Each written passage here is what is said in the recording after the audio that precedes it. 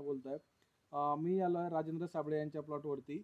मी आपलं रॅकॉल्टो agritech India private limited या कंपनीचं 10-52-10 हे जे वॉटर सोल्युबलचे ग्रेड आहेत याचं डेमो घेतला होता।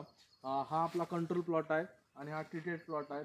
आपण 2 ग्रॅमने याला ड्रेंचिंग केली होती। त्याचा रिझल्ट काय भेटला हे प्लॉटचे ओनर आहेत राजेंद्र साबळे म्हणून ते सांगतील तुम्हाला। नमस्ते। 10-52-10चा मी या ठिकाणी ड्रिंचिंग घेतलं। 100 लिटर पाण्याला 200 ग्रॅम टाकून पर प्लांट 50 ml ड्रिंचिंग केलं। त्यामुळे फुटवा चांगला आला, लेंथमध्ये बदल झाला, थिकनेसमध्ये बदल झाला आणि बड साईज खूप छान आली। हा ट्रीटेड प्लॉट आहे आणि हा अनट्रीटेड आहे।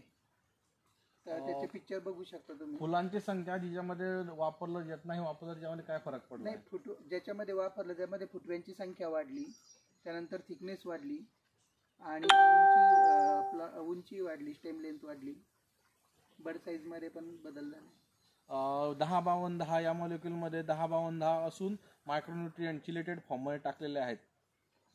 नमस्कार।